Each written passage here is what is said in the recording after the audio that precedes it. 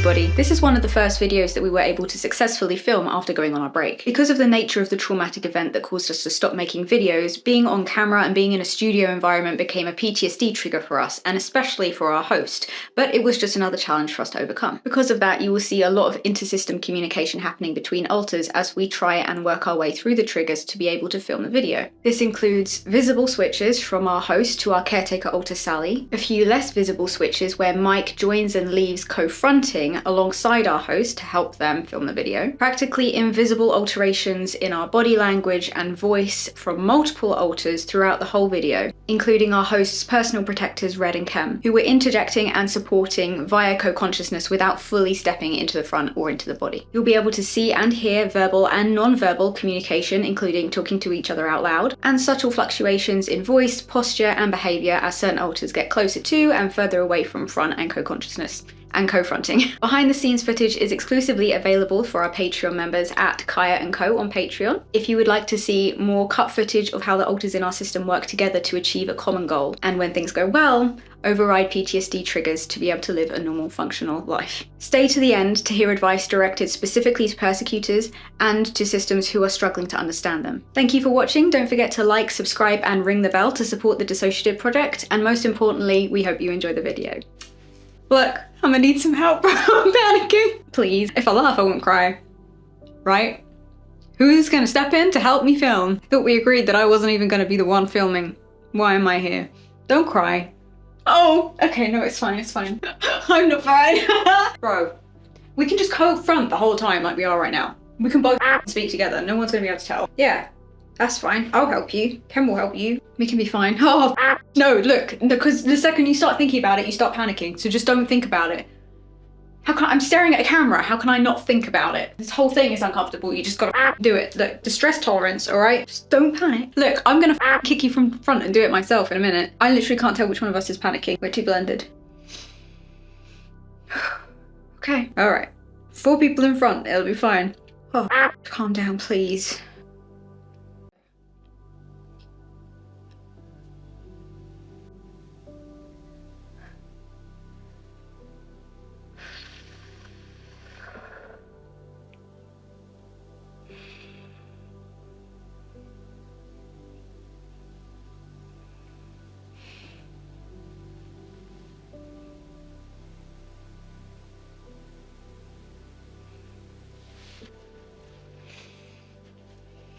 Hello everybody, welcome back to another video by dissociaDID. Apologies if you're confused by the mix of who's speaking and the makeup that's been chosen today. Unfortunately, the person who was going to film is unable to, so I've decided to step in. My name is Sally, I'm a caretaker within the system, and I have some other people who are very, very close to front with me. So if my voice starts to change around or becomes a little bit inconsistent or confusing, please don't mind that. It's just other people and their passive influence. We run the Dissociative project, which is dedicated to raising awareness about mental health and providing information on dissociative identity disorder. Today we're going to talk about some things that aren't usually discussed and you probably haven't heard of in mainstream media to do with DID. A lot of people rightfully get very confused, and it's very understandable when they hear about things like ALTERS who present as being other than human.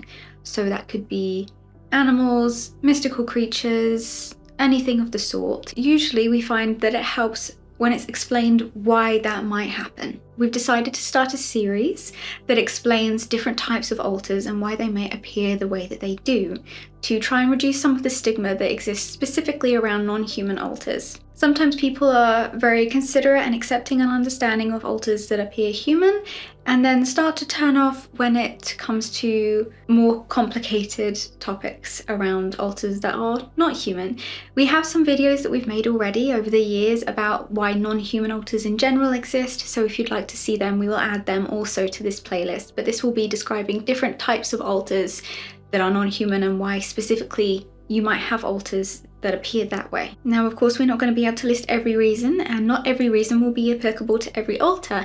Just because you might have an alter in your system who looks like this or presents like this doesn't mean that any of these reasons will be relevant, but it will be relevant to some people's systems and some people's alters. But this is not an extensive or an exhaustive list. If it helps you on your way and helps you to understand, then that's what we're aiming for here. Today we're going to be talking about demon alters. Some people who hear about DID jump to the conclusion of demonic possession, or have questions about, does each alter have their own soul? And it can get very complicated and philosophical. That's not what we're going to be discussing today, but what we can tell you is DID is not a demonic possession. DID is a dissociative disorder that stems from severe and repeated childhood trauma. At its core, it's essentially an extremely severe form of PTSD. It develops during childhood.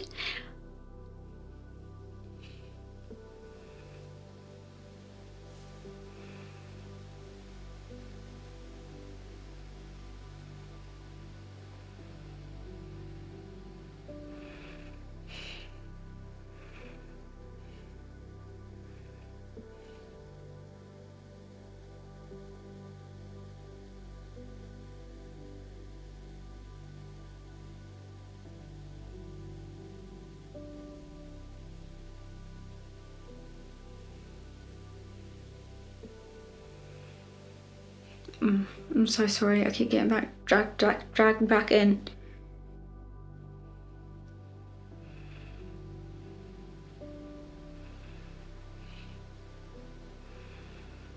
Where were we at?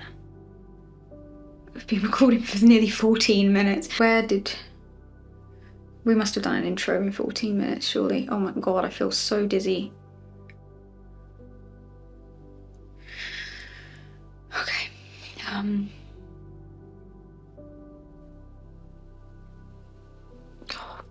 Whoa, okay, whoa, oh, my head. For Jesus, that felt like nails going through my head. Look, just have some water or something. From what we understand, a lot of the reasons that alters appear the way that they do has to do with the way that the child understands the world, its understanding of basic themes.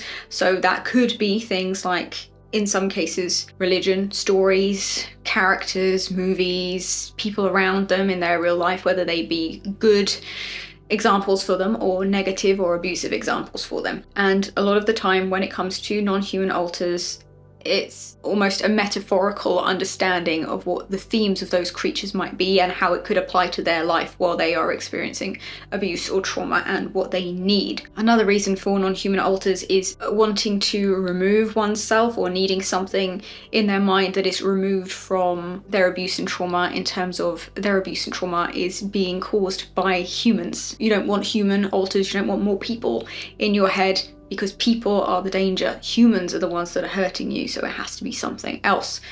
Or it can flip the other way around and be more metaphorical. Either way, why might somebody develop a demon alter, especially a child? Surely that doesn't make sense. Why would you want something in your head that is frightening or scary? One reason might be that the child literally feels as though they are in hell because they are experiencing repeated trauma, abuse, whatever they're going through. If it feels like they're in hell, and they've been told stories about what hell is like, or they've seen horror movies or been told horror stories, or even in kids shows and stuff like that, there's usually some kind of bad character that is displayed as a demon or a monster or something along those lines that the child views as that would hurt the main character, that is bad, and being around them would hurt. They may develop an alter like that because if they feel like they are in hell, what is capable of surviving or living in hell? A demon, for example, or a devil. Or it could be less about what would help me survive this situation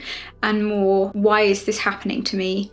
Why are people treating me like this? Especially if they are close to the person who's abusing them and are very confused between loving them and hating them, or caring about them and feeling like they love them and then being very confused about why this person who loves them is hurting them so badly. And they need to dissociate from the reality that it's the same person who's hurting them, because it can be too painful to hold those two truths in the same space. Do you love them or do you hate them? When you're a child, it can be extremely overwhelming. It can be overwhelming as an adult, but even more so as a child, to try and compartmentalize and understand what's happening to you. They may dissociate from that experience and choose to see this person as a safe person who loves them because it's less painful, and then have an alter who holds the experiences of them doing cruel or abusive things to them, and that alter may look like a demon or a devil, because what, in terms of children's stories, movies, religion that might be told to a child, would be evil or cruel or hurt somebody,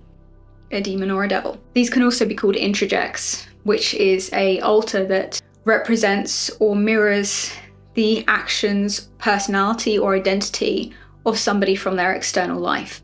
So if a child has an introject of an abuser, then they may present in a way that represents how that person felt to them, or how some of the alters in that system feel about that person. If they felt that they were evil for what they were doing to them, then if they form an introject, they may represent that in the form of being a demon or a devil or something so beyond human, because surely no person could be that cruel and that sadistic and that disgusting. It has to be a demon. It can't be real, it can't be human.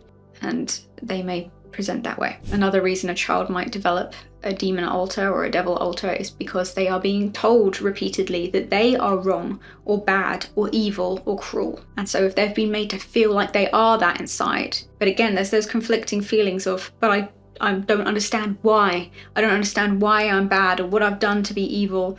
How can it be me? There could be a split and a alter that presents as being a demon to hold those emotions and those beliefs that are being forced onto this child, because a child who's experiencing that can't then live a normal life dissociating from what's happened if they believe that they are everything they're being told. So a split happens, amnesia happens, they dissociate from those experiences, and it is held in a separate part of the consciousness. Another reason can be directly tied to religious trauma. Trigger warning for very basic discussion of what religious trauma can be, nothing in detail. You can skip to this time here if you'd like to skip this bit. A child who's experiencing religious trauma may be being raised in a cult, or maybe being abused in a place of worship, or by somebody in a position of power who is a religious figure. For example, let's say a priest. They may be split off in situations like that to contain sin. If they are being forced into doing something or have had something forced upon them, which is a type of abuse,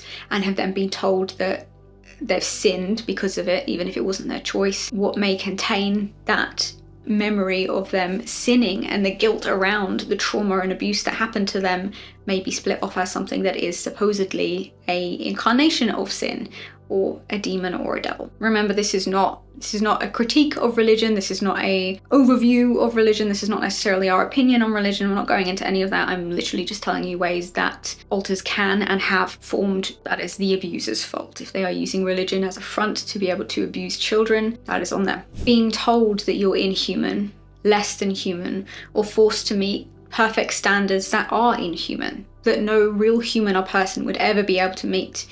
Anything that makes you feel that you are not human, or you are being repeatedly told you are not human, you are less than human, you are bad, can cause splits of demon alters, for example. Being made to feel monstrous. You may split a monster alter to hold those feelings. You are told you are a monster, something in your brain becomes a monster to hold it, to keep it away from the hosts of the system who have to deal with daily life. You cannot bear that all the time. In some circumstances of abuse, you may be forced to act against your own morals and do things that you feel are morally wrong, that you don't want to do. For example, some people are forced by their abusers to harm other victims. This can make you feel like you're a monster, or a demon, or a devil, and that needs to be contained somewhere. Another example that's slightly different from the ones we've covered so far is feeling like you need to be seen as cruel or frightening or scary in order to keep people away from you. You may feel like you need to scare people away in order to keep yourself safe, or to keep other people safe if you believe that you're bad or harming people inherently because of who you are, because of things that you've been told in your past or in your childhood.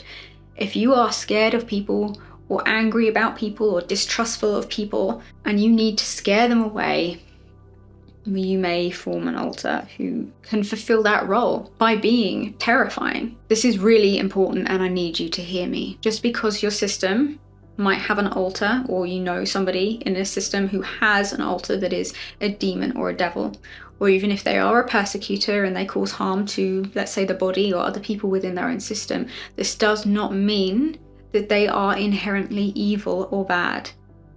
They may feel that way, they may act that way because that is all they have ever been told, and it is painful to start to confront that maybe that's not true. Maybe it is true. I'm not going to argue with you, but what if it's not true? We've known many persecutors who have been absolutely terrifying, but who have also been in the most immense, unbearable pain and anger and rage. And I can speak for this as myself because I have been a persecutor.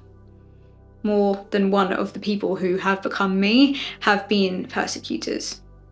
And I'm not going to tell you I can just make it disappear or expect you to even listen to this if you are one, but it doesn't have to stay like that. It hurts to do the work, and it is going to make you angry, and it's going to make you lose your mind a bit, probably.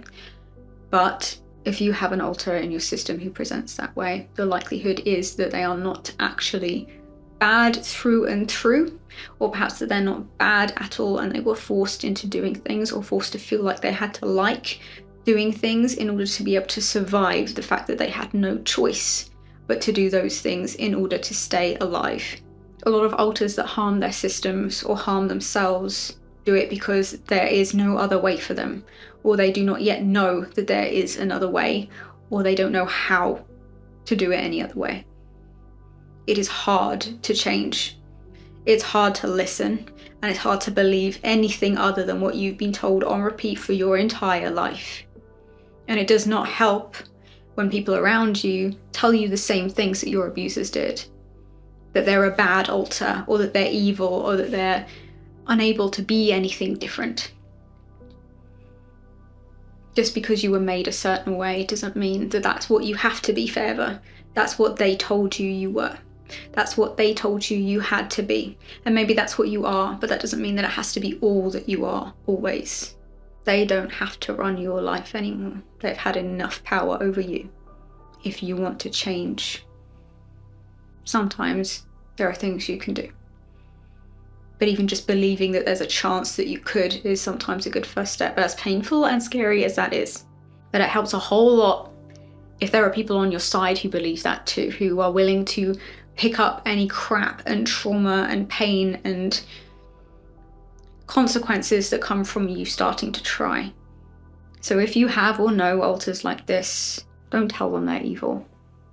We also have a video that I believe Chloe did on persecutors many years ago, and we've been told that that's helped some people, so if you'd like to have a look at that, please do. I hope that this helped, I hope that this made sense. Remember, it's not an exhaustive list, like Sally said, and it's not going to apply to everybody, but for the people that it does apply to, and the people that it does make sense to, then I hope that it helped. You've got this. If you would like to see more about how we film these videos, our art, how we process things, and other such stuff, you can subscribe or join our Patreon if you would like to. You can join our Patreon for free, and then if you choose to, the lowest tier to subscribe to or pledge to is $1 a month, or whatever the equivalent is in your currency. So if you would like to see things like outtakes and the reality of what it can be like as a system to film behind a camera, and other ways that we process and live our life, please have a look at our Patreon. You can find it in the description box below, and we've probably popped it on the screen somewhere around here too.